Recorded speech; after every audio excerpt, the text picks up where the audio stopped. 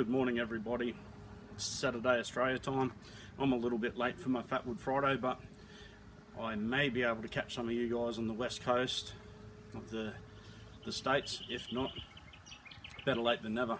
I'll get the fire underway and I'll come back, talk about this little knife here and show you a little treat. By the way, this knife is the Cold Steel GI Tanto. It's one that I snapped the tip off and I sort of just reworked it a little bit before knowing really anything about it. Everything that I'm burning here today has been processed with this. I'll put a little bit of an edge on this with my Lansky sharpening system.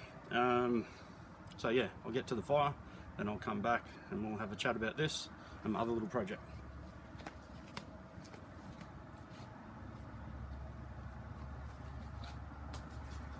So once again, this is pellet fatwood, and I'm going to give you a close-up of some of the quality fatwood that you can get out of the pellets, which just gets thrown away at my work, goes straight into landfill, so may as well use it. And I guess I encourage anybody else to get out there and save it from the tip as well. Just add it to your little fire for fire making, Fatwood Friday videos, etc., or just by getting into the spirit of it. Anyway, here we go.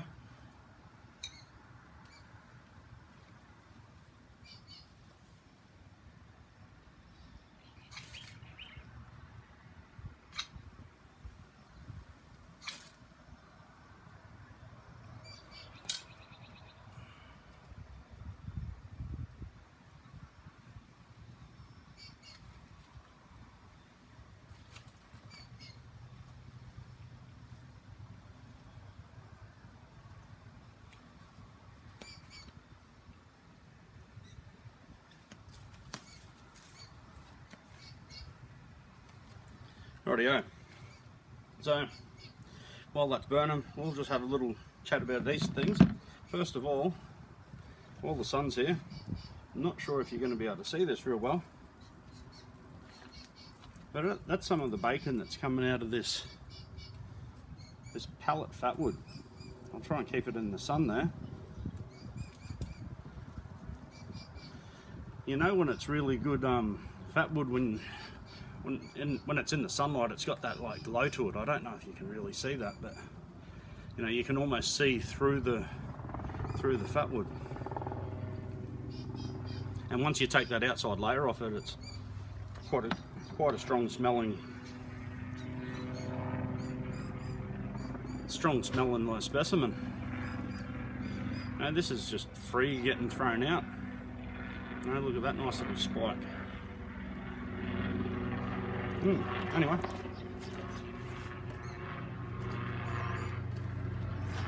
look at the filthy soot that stuff's putting off.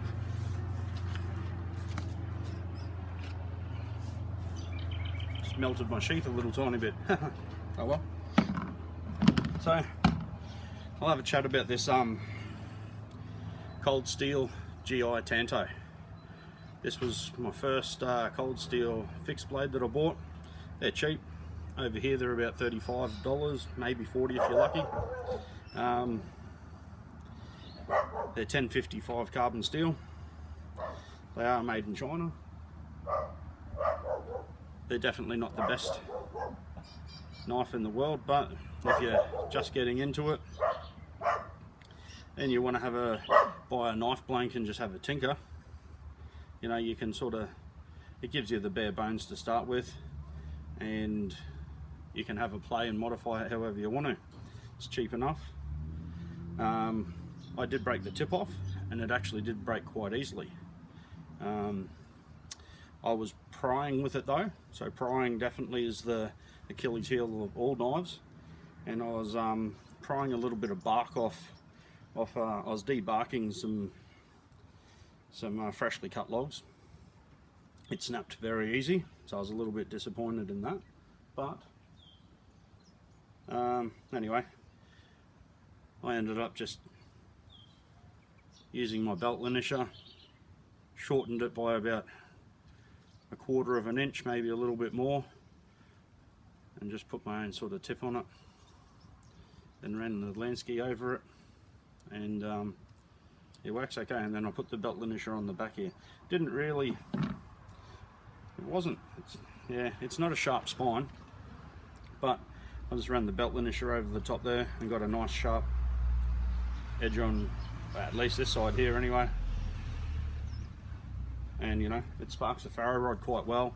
I was actually using this on the fat wood to get the fine little scraping, so probably took just a couple of strikes on the farrow rod to maybe take that sort of waxy sort of fat wood grease off before it throw a good spark. But anyway, I think it still only took two, three maximum strikes on the farrow rod to get going.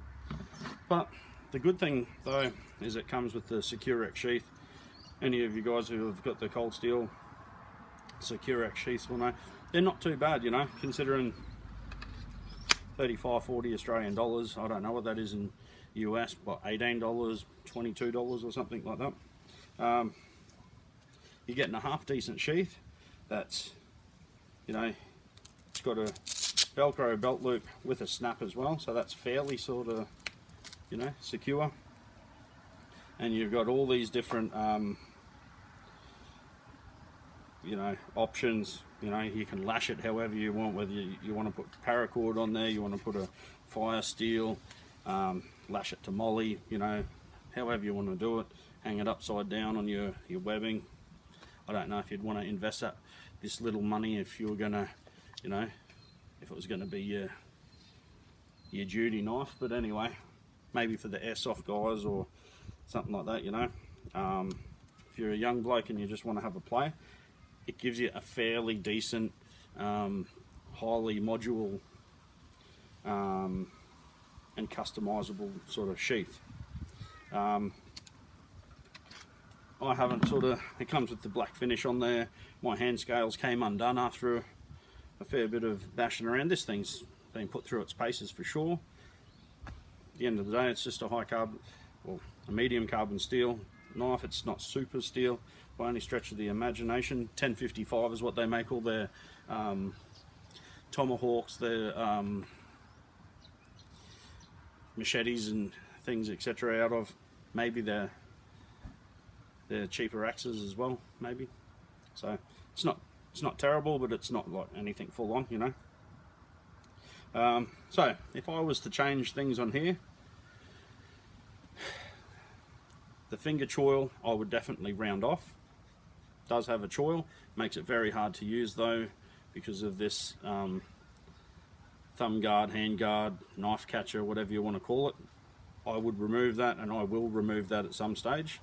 And also this one here I would round off because it's too sharp, and yeah, it does the job, but it can be definitely a lot more comfortable, but it is a cheap knife, so it is what it is. So yeah, rounding that off, rounding the choil off would be more comfortable, and also rounding this side of the finger guard would be beneficial. Totally removing that side, putting a sharpen one part of the spine on here. It does have a I would call that, I haven't sharpened this, but that would be, it's not far off being, that would probably cut paper. I don't think I have paper around here, but that's damp. Hang on. What have I got? What have I got?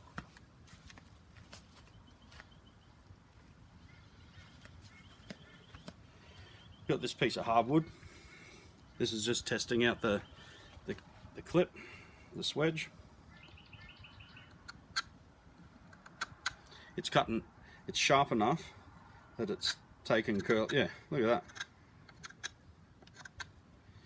It's not officially sharpened, but it's sharp enough to do that. It will probably cut paper, and it would definitely aid in penetrating if that's what you wanted to do with it.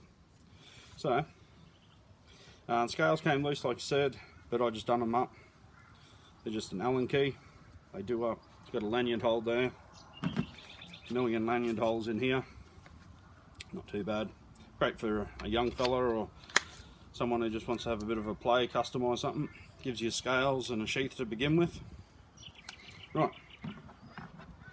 Secondly, and what I mainly wanted to show you is, because I haven't done a video this week at all yet, since last Sunday I believe, So this is what I did last weekend. This is my first leather sheath that I made. I think they call it like a taco style sort of sheath, where it's just folded over the leather. Put myself a drainage hole in there. I've noticed a lot of leather sheaths don't have a drainage hole, so I made sure I put one in. And like, this is an extremely good fit. There's no way in the world that that's going to come out. And what I did is, when I sewed up the welt in here, I left a little bit of the welt actually follows closer to the blade and to the handle. I left it so once this leather loses all of its snugness and its tight fit after a year or however long it takes, what I can do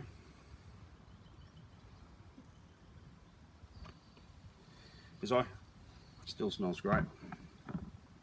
I can come back in, you know, a year's time or whenever it loosens up, and I can run myself another stitch down the inside there and up around, you know, maybe even the whole way, and then that'll retighten this again. So I've given myself some room to move.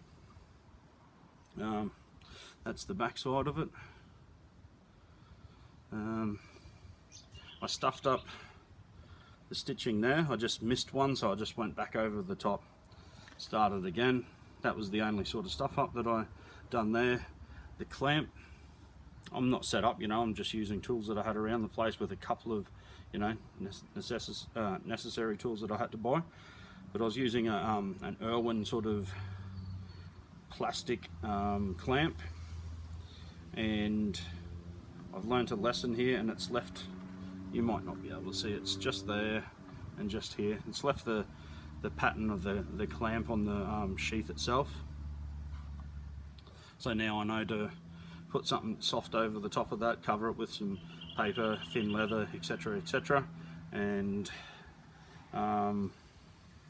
that's probably, you know, that and that one little stitch is about the only real fault with it. What I did do is I put a bit of effort into making the knife go in and out, to feed in and out easily. So I flared the entrance quite well, and you may see up the top here I've thinned this part out, okay? So it goes in easy, but then it gets tight, and you may be able to see it there pushing its way through and locks into place. Not a chance in hell that that's coming out. I went with this style because I like to be minimalist. I like to I like the lightweight side of it, and it was only my first one. I didn't want to make it too technical. So with my limited tools, by watching some of the videos online how to go about making them, I've seen they had a V-groover, and when you fold this out where the spine and the back of the knife is going to run, they get a V-groover and run it down there, and just thin out that little, thin out where the center of the fold's going to be. I didn't have that, so at first I started with just a couple of knives, and I cut my own V into it. But then I actually got the spoon carving hook knife, and I just ran that down the center. And then I thought, okay, I'm going to run it over all of the places where I'm going to be doing the major fold, the folds, and shaping for around the finger guard of the knife to where it's going to lock into place. I also just shaved all around there just to make it a bit thinner so it would contour the knife a little bit better. And it seems to have worked a treat. Like, that's really not coming out at all. Yeah, so I'm fairly happy with that. It's pretty good success. So this is my other one that I've been using in my other videos. And what I've also found is by the soot, by putting this in the soot of the fire, it's made this go dark, but it's also prevented it from rusting. So that just happened by accident. I had no idea that was going to happen. So there's just a little bit of trivia, that you can soot up your knife, your carbon steel knife, and I think it protects it from rusting. Don't know how well it protects it, but I haven't cleaned this, and there's not even the slightest hint of any rust. My fingers were all over it. I used it up the bush, I've used it here, and I haven't touched it or cleaned it since. So yeah, it's a bit of trivia. And you know, these are the cheap shittier knife sheaths that come with these knives. This is only a $15 knife, but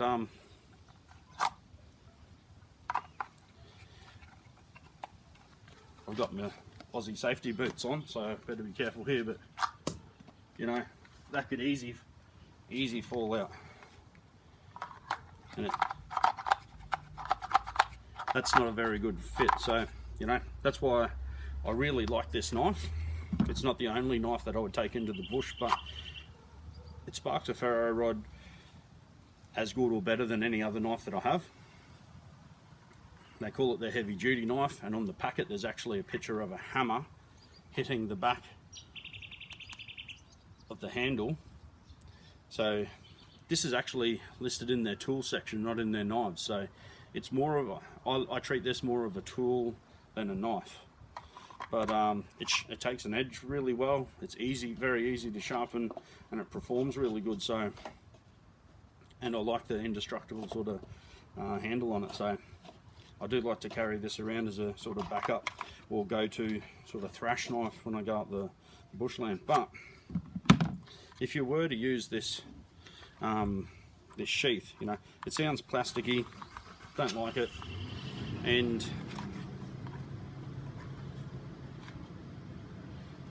I don't even really, oh yeah,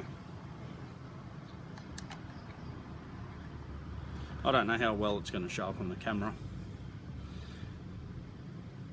But this plastic fold here, you can already see, I've never even used this before, and it's already got the white stress lines through the plastic. You can actually see on the back there. That's only going to open a few times and it's going to break. It's flimsy as anything. So I thought that was a good little upgrade, good little project, and it was done with bare minimum tools. Another thing I can tell you is when I soaked my leather the next morning, I soaked it for about 2 minutes in warm water, just straight out of the tap. The next morning there was mold all over the outside of the leather. I didn't really know what to do. Rang a mate who's sort of played around with leather a little bit. He's never ran into that before. I looked on the internet. I couldn't really find much about soaking the leather when you're making a sheath or making a product and it going moldy overnight, but there was a couple of videos on leather products that have gone moldy and how to remove it. So basically I just got some wet paper towel, ran over the top of it, wiped off a majority, then got some dry paper towel, dried it off, sat it in the sun for a few minutes. Then I got some lemon juice, cut a lemon, squeezed the juice out, diluted it a little tiny bit, probably about 50-50 sort of mix, dabbed that on some fresh kitchen paper, ran it over it. That's meant to kill the mold and the bacteria. Then I just got a dry rag, went over the top again, and did I use water? I believe I maybe went over the top with another little bit of water to dilute the leather. I think that's what I did, and then just dried it, put it in the sun for a while, and you can't even tell. There's no moldy spots, there's no nothing on there. So you know, the proof will be in the pudding to see how this thing performs, but I think it's going to be absolutely great. So anyway guys, I'm sure that's dragged on and I've talked too much already, so I'll go and take care of yourselves, be kind to one another, and Donovan, Scab, all the guys in the southern states over there. I don't watch the news. I haven't turned the news or TV on in years. So, but I did hear that there was a hurricane heading your way. I heard there was some flooding or something in Louisiana, and someone was taken by a gator or something like that. So anyway, hopefully all you guys are good and safe. I haven't been really online watching anyone's videos this week. I've been flat out doing other stuff. So yeah, take care, guys. See ya.